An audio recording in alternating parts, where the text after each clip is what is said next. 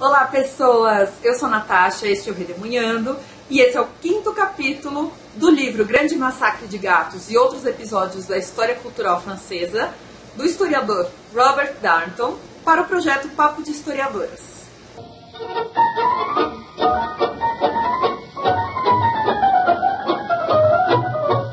Bom, se você ainda não sabe do que se trata esse projeto, e se você quiser ver os outros capítulos, os capítulos anteriores sobre os quais a gente já falou, eu vou deixar a playlist aí para vocês darem uma olhadinha. E hoje nós vamos falar sobre o 5º capítulo. Tá acabando o livro, hein? Vai só até o capítulo 6. O capítulo 5 chama-se Os Filósofos Podam a Árvore do Conhecimento, a Estratégia Epistemológica da Enciclopédia. Esse capítulo vai analisar basicamente a enciclopédia. Sabe a enciclopédia? Aquele monte de livro que contém vários verbetes sobre várias coisas do mundo? Então, a ideia da enciclopédia, ela é até um pouquinho mais antiga do que isso, mas foi amplamente popularizada com os filósofos iluministas. A gente tem dois autores, dois organizadores principais, que são Diderot e D'Alembert. Aliás, falamos deles no vídeo anterior sobre os intelectuais. E esses autores são considerados iluministas. Uma das ideias deles é querer espalhar o conhecimento pela humanidade, iluminar a humanidade. Daí a ideia de iluminismo, né? Iluminar através da razão, claro. A enciclopédia tem a pretensão de reunir quase todo o conhecimento humano nos livros, né? Essa primeira edição são 17 volumes repletos de textos e mostram essa necessidade de dividir, de classificar e de ordenar que tem no século XVIII e que tem até hoje os fenômenos em geral. Só que o Darnton fala o seguinte: se você for ler a enciclopédia, que é considerada a obra máxima do iluminismo, ela pode ser muito desapontador. Ele fala assim: de fato, o texto supremo do iluminismo pode parecer surpreendentemente desapontador para qualquer pessoa que o consulte com a expectativa de encontrar as raízes ideológicas da modernidade. Por quê? É um livro comum falando de coisas, inclusive, muito banais. Para cada observação que contradiz as ortodoxias tradicionais, contém milhares de palavras sobre moagem de cereal, fabricação de alfinetes e declinação de verbos. Seus 17 volumes de texto, em fólio, incluem tamanha mistura de informações sobre tudo, de A a Z, que não se pode deixar de imaginar por que provocou tal tempestade no século XVIII. Então, assim, o que tem de tão especial na enciclopédia que causou na época? Causou um burburinho, um rebuliço no mundo da época. Sendo que a grande maioria dos verbetes ali é sobre coisas comuns, né? Fabricação de alfinetes, enfim. Basicamente, é mais ou menos nesse período que se racionaliza as relações que existem entre possuir conhecimento e ter poder. Conhecimento e poder.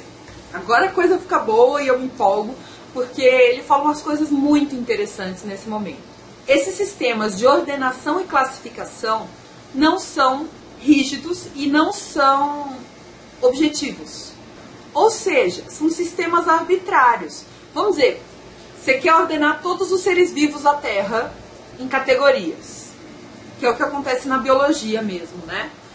Você vai ter que achar algum critério para separar esses animais. E alguns vão ficar na fronteira. Por isso, essa categorização toda é muito frágil. Porém, apesar de ser frágil, as categorias raramente são questionadas como uma coisa construída. Parece que tudo já nasceu classificado desse jeito e é assim desde sempre e será assim para sempre. Outro exemplo é a linha do tempo. A linha do tempo que a gente estuda, pré-história, história antiga, história medieval, história moderna e história contemporânea, é uma classificação absolutamente arbitrária, levando em conta a história europeia, mesmo assim muito mais da Europa Ocidental, acontecimentos meio aleatórios que acharam que simbolizavam alguma coisa. Ou então a gente pode pegar uma coisa mais próxima do meio literário, né? Por exemplo, classificar os livros em gêneros literários. Quantas vezes você consegue falar, não, esse livro é puramente de fantasia? Puramente de fantasia? Quer dizer então que não tem drama nesse livro? Quer dizer que não tem aventura? Essas classificações são totalmente arbitrárias, é só para facilitar algumas coisas. Mas elas não são classificações rígidas. ele diz a seguinte frase: a classificação é, portanto, um exercício de poder. Lidar com essas fronteiras entre categorias é uma coisa extremamente poderosa e, por isso, perigosa. Porque quando essas fronteiras são rompidas, questionadas, enfim, as categorias caem num caos. E caramba, não tem nada mais atual do que isso, né? Se você for pensar, por exemplo, em questões de gênero. Você categoriza as pessoas em caixinhas, essa é mulher, essa é homem, e aí vem as pessoas e não conseguem entender uma questão do Enem, que fala da Simone de Beauvoir, quando ela diz que não se nasce mulher, torna-se mulher. O que ela está falando? Que não existe mulher? Claro que não, gente. Que ser mulher é uma construção social. Por que isso incomodou tanta gente? Porque está mexendo com a categoria que ela está acostumada. Mulher é mulher, homem é homem, ponto. Ela simplesmente está relativizando, ela está questionando essa fronteira entre homem e mulher, de uma maneira social, claro, e por isso incomoda tanto. As pessoas entram num caos onde elas têm medo de não conseguir categorizar quem é homem, quem é mulher, como se isso fosse a coisa mais importante do mundo. E é claro que aqui nós não estamos falando em categorias biológicas de homem e mulher, macho e fêmea, e sim de categorias sociais, que é muito mais complicado. Olha só, estabelecer categorias e policiá-las é, portanto, um assunto sério.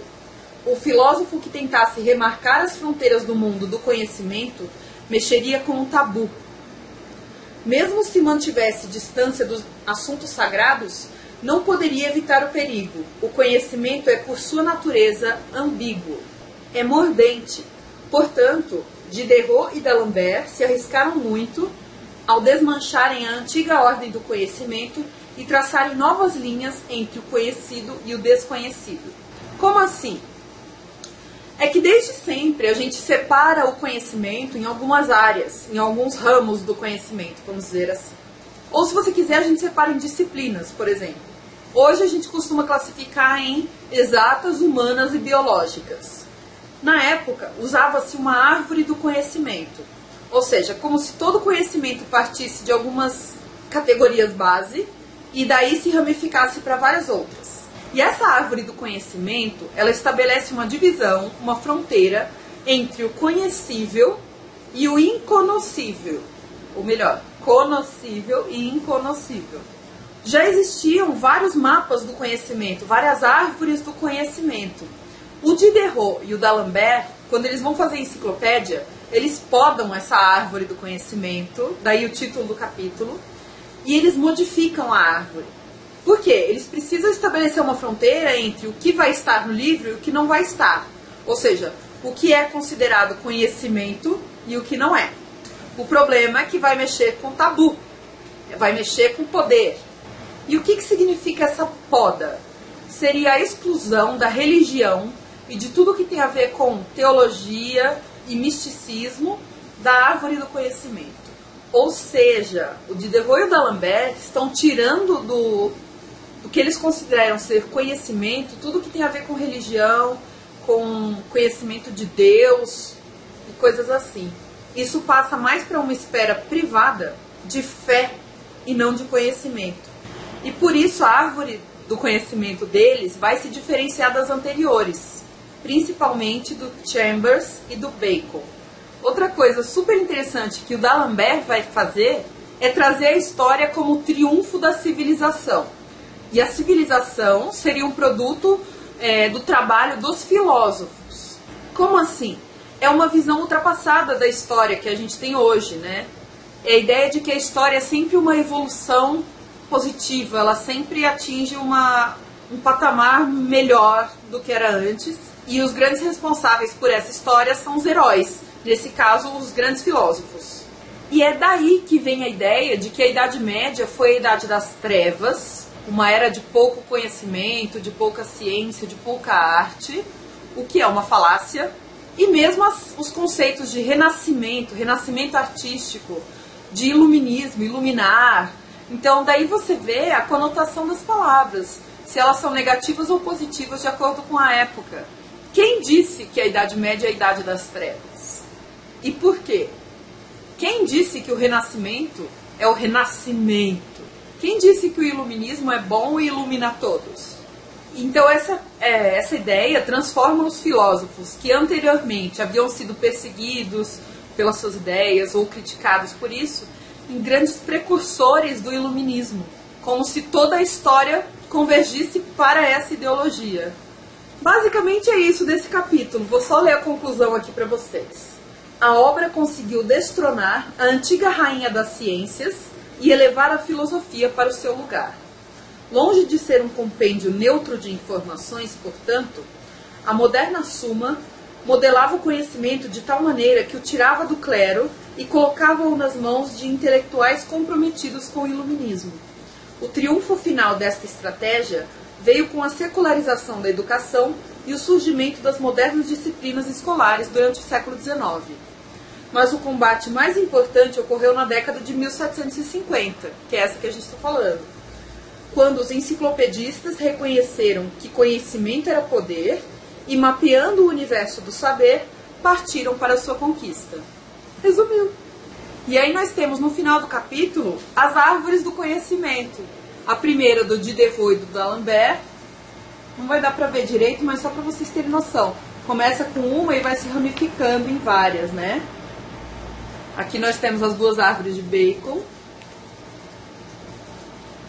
A árvore de Bacon não é a árvore de Bacon, tá? É a árvore do Francis Bacon. E aqui a árvore das câmaras. Muito bom esse livro. Se você se interessa por mais, veja lá a playlist que tem várias discussões sobre os capítulos. Deixe seu comentário para saber o que você achou. Deixe um joinha, por favor, que isso ajuda bastante. E estamos acabando esse primeiro projeto do Papo de Historiadoras.